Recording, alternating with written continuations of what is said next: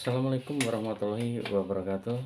Baik, dalam sesi video ini saya akan berusaha untuk menjawab soal UAS mata pelajaran Sistem Informasi Manajemen. Yang pertama adalah maksud dan tujuan, manfaat serta sasaran dari Tata Naskah Dinas Elektronik atau TNDE. Itu adalah Tata Naskah Dinas Elektronik itu dibuat sebagai acuan di dalam pengelolaan dan pelaksanaan tata naskah dinas yang bertujuan untuk kelancaran komunikasi secara tertulis, sehingga akan didapatkan hasil yang efektif dan efisien di dalam penyelenggaraan tugas-tugas pokok dari instansi tersebut. Yang kedua, contohnya yang selama ini adalah yang sudah berjalan adalah contohnya di Dinas Kependudukan. Di dalam proses pembuatan kartu tanda penduduk, KK dan lain sebagainya, itu sekarang sudah menggunakan sistem elektronik. Artinya apa? Melalui sebuah aplikasi yang sudah bisa dipergunakan oleh masing-masing warga negara untuk melakukan sebuah proses administrasi kependudukan, baik itu pembuatan KTP ataupun penggantian KTP, pengurusan akta kematian, akta kelahiran, dan segala macamnya. Artinya apa? Ini aplikasi elektronik ini memberikan kesamaan cara daripada pengurusan sebuah proses kepada publik. Itu contoh yang sudah tata naskah dinas elektronik yang sudah berjalan. Kemudian soal yang kedua adalah mohon penjelasan dan tanggapan saudara tentang kualitas informasi dalam penanganan pandemi COVID-19. Menurut hemat saya, penanganan daripada wabah pandemi COVID-19 ini sudah sangat-sangat bagus atau baik. Artinya apa? Walaupun memang ada kekurangan di awal, itu saya rasa sudah tidak lebih dari mungkin tidak lebih dari sekian 1% atau 2%. Artinya apa? Kita memang terlambat di dalam penanganan awal, tetapi kita bisa melaksanakan dengan segera penanganan COVID-19 ini, mulai dari pengadaan vaksinnya, kemudian distribusinya, kemudian kebersamaan di dalam penanganan antar instansinya, elemen daripada instansi negaranya, kekompakannya juga sudah berjalan dengan baik. Bahkan di akhir-akhir belakangan ini sudah dilaksanakan untuk mencapai sasaran yang 100%, sudah dilaksanakan sistem jemput bola, yaitu dari pemerintah langsung turun ke lapangan mencari masyarakat ataupun orang-orang yang memang belum teridentifikasi melakukan vaksin. Dan kemudian pengelolaan daripada hasil dari penanganan ini sudah melalui suatu kearsipan secara administrasi elektronik itu sendiri, yaitu dengan aplikasi Peduli Lindungi. Artinya apa? Masing-masing orang itu sudah mempunyai akun tentang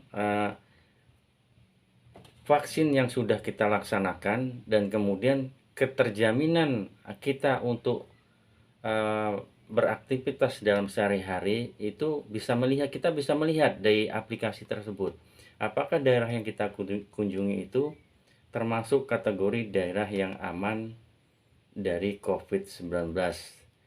Artinya di sini penanganan memang tidak 100% mulus, bagus, tetapi gendala yang terjadi di awal atau sepanjang penanganan itu merupakan suatu tantangan untuk uh, untuk menjadikan suatu penanganan setelah masa pandemi yang lebih bagus lagi. Artinya apa?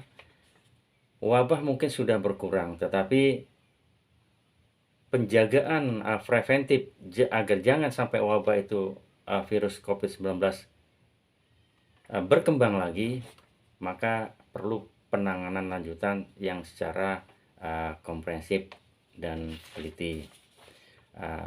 Kemudian soal yang nomor 3, kebutuhan informasi telah menjadi suatu hal yang mutlak dalam kehidupan. Itu udah sangat jelas. Kebutuhan informasi itu adalah menjadi suatu hal yang mutlak di dalam kehidupan kita sehari-hari.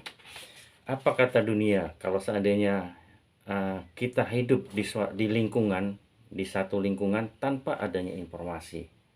Itu sama halnya kita hidup di tengah hutan. Kita tidak peduli dunia luar, kita hanya peduli kita hidup, makan, kemudian meninggal, selesai. Tetapi tidak dengan kita yang hidup secara sosial di masyarakat. Informasi adalah sangat penting buat kita untuk perkembangan wawasan, untuk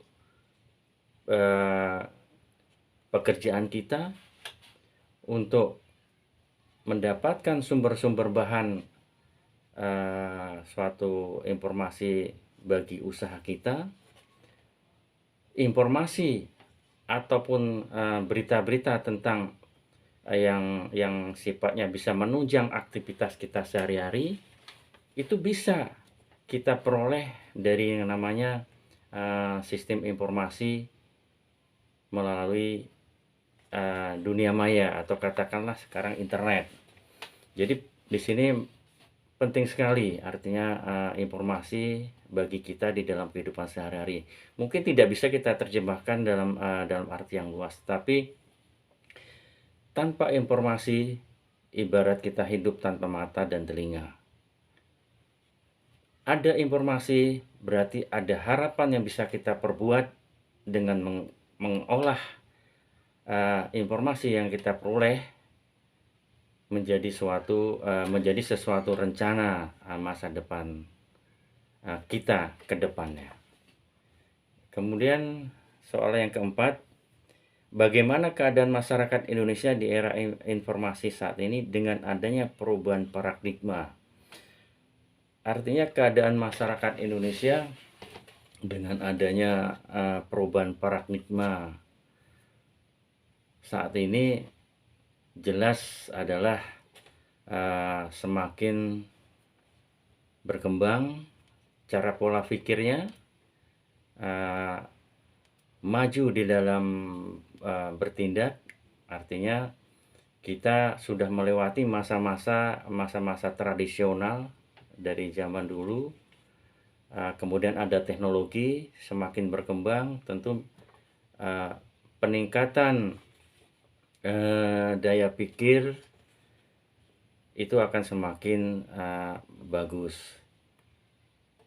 Kemudian jadi intinya keadaan masyarakat Indonesia di era informasi saat ini dengan adanya perubahan paradigma adalah sangat baik sekali, bahkan bisa dibilang harus menjadi kebutuhan kita di dalam kehidupan sehari-hari kalau kita ingin lebih baik dan maju. Kemudian nomor 5, penjelasan saudara tentang pelayanan e-government pada daerah masing-masing. Memang pelayanan e-government ini belum merata di semua titik-titik daerah, terutama contohnya adalah di daerah saya itu di daerah Kampar, Kabupaten Kampar. Di instansi sudah mulai menerapkan tata naskah dinas elektronik atau pelayanan publik yang berbasis dengan aplikasi. Artinya sistem informasi manajemennya sudah menggunakan seperangkat teknologi untuk mempermudah baik di instansi pemerintah itu sendiri melaksanakan pekerjaannya, atau kita sebagai warga masyarakat juga dipermudah dengan adanya suatu aplikasi dengan jarak dan waktu yang jauh, bisa kita kerjakan dari rumah atau dari di sekitar kita tanpa harus ke kantor. Walaupun mungkin ada bagian-bagian tertentu yang kita harus ke kantor untuk pengambilan, contohnya katakanlah KTP atau akta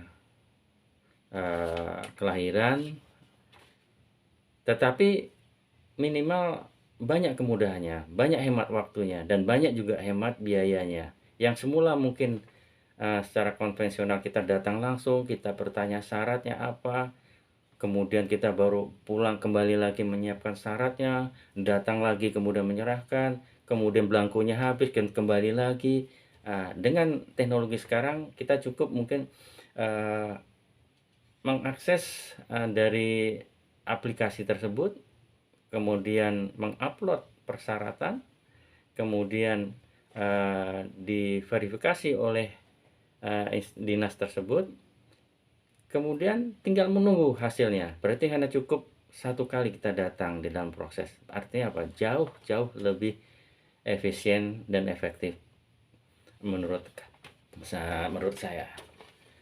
Jadi dari 5 pertanyaan mungkin itu yang bisa saya sampaikan. Untuk tata naskah dinas elektronik ini, sekali lagi saya garis bawahi,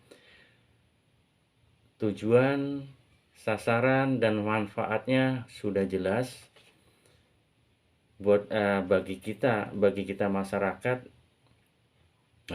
Itu adalah sangat berguna sekali dan mempermudah kita di dalam pengurusan sesuatu kegiatan administrasi. Terima kasih atas segala kekurangan, saya mohon maaf.